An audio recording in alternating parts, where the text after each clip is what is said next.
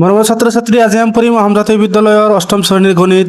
তো ষ্টুডেণ্টছ, আমি পঢ়ি আছোঁ চেপ্টাৰ নাম্বাৰ 7 বৰ্গৰ সংখ্যা আৰু বৰ্গমূল। তো ষ্টুডেণ্টছ, এইটো ভিডিঅ'ৰ আগৰ ভিডিঅ'বিলাকত অনুসৰণি 7A সকলোবোৰ অংক কৰি দিছোঁ তোমালোকক আমি। আজি আমি তোমালোকক অনুসৰণি 7Bৰ কুৱেশ্যন নাম্বাৰ 1টো কৰি দিম আৰু নেক্সট ভিডিঅ'ত কুৱেশ্যন নাম্বাৰ 2টো কৰি দিম। চোৱা, তো ষ্টুডেণ্টছ, কুৱেশ্যন নাম্বাৰ 2ত কি কৈ চোৱা, তলৰ সংখ্যাবোৰৰ বৰ্গ উলিওৱা। এই সংখ্যাবোৰ কি ঋণাত্মক সংখ্যা দি আছে, ইয়াৰ বৰ্গ উলিয়াব লাগে। তো চোৱা ষ্টুডেণ্টছ, তোমালোকৰ কিতাপত দি আছে, এটি পেজ নাম্বাৰ হ'ল 154।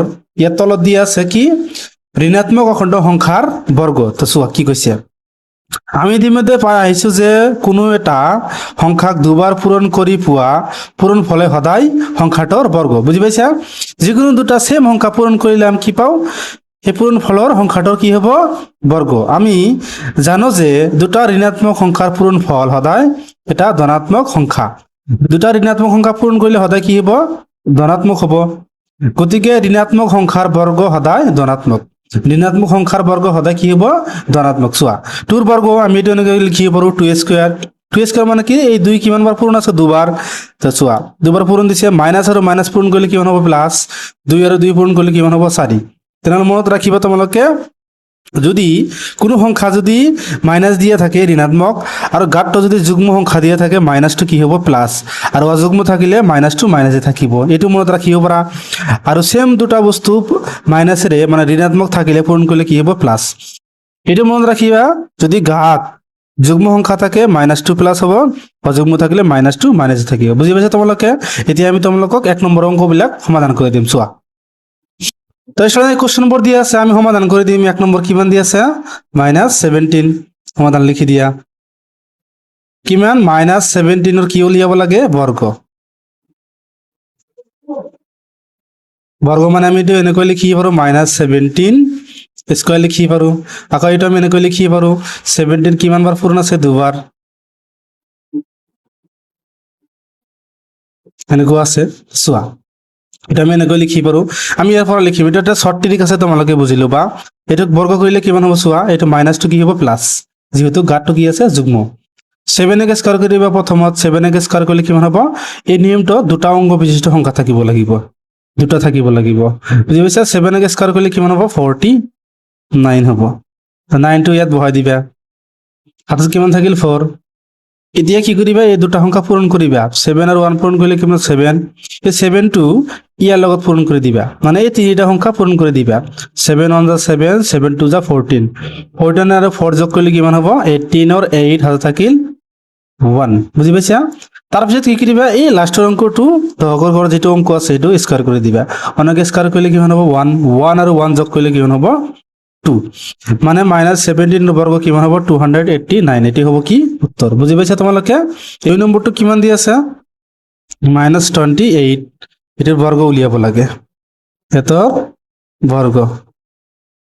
এটা আমি কেনেকৈ লিখি পাৰোঁ, -28 স্কোয়াৰ। তো চোৱা নিয়মটো, প্ৰথমত এককৰ ঘৰৰ অংকটো স্কোয়াৰ কৰি দিয়া, কিমান হ'ব, 64। 64ৰ 4টো ইয়াত বহাবা, হাতত কিমান থাকিল, 4। এতিয়া পূৰণ কৰি দিয়া, 8 2 = 16, 16ৰ লগত 2 পূৰণ কৰিলে কিমান হ'ব, 32। 32ৰ লগত 6 যোগ কৰিলে কিমান হ'ব, 38। হাতত থাকিল কিমান, 3।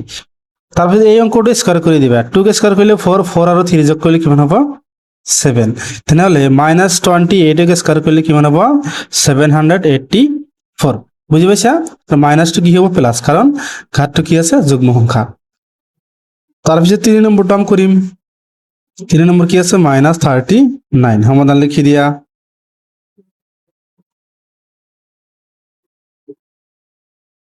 লিখি দিবা যে -39ৰ বৰ্গ।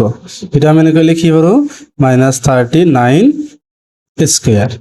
চোৱা, প্ৰথমত আমি অংকটো কি স্কোয়াৰ কৰি দিম। 9ক স্কোয়াৰ কৰিলে কিমান হ'ব, 81। 81ৰ 1 বহিব, হাতত কিমান থাকিল, 8। তাৰপিছত ষ্টুডেণ্টছ কি কৰিবা, তোমালোকে এই দুটা পূৰণ কৰি দিয়া। 9 3 = 27, 27ৰ লগত 2 পূৰণ কৰিলে কিমান হ'ব, 54। 54ৰ লগত 8 যোগ কৰিলে কিমান হ'ব, 62। কিমান হ'ব, 62। তো ইয়াত 2 বহিব, হাতত কিমান থাকিব, 6। তাৰপিছত 3ক স্কোয়াৰ কৰিলে কিমান হ'ব, 9। 9ৰ লগত 6 যোগ কৰিলে কিমান হ'ব, 15। বুজি পাইছা? তেনেহ'লে 39ক স্কোয়াৰ কৰিলে কিমান হ'ব, 1521। এটি হ'ব কি উত্তৰ এতিয়া আমি তোমালোকক 4 নম্বৰটো কৰি দিম চোৱা সমাধান লিখি দিয়া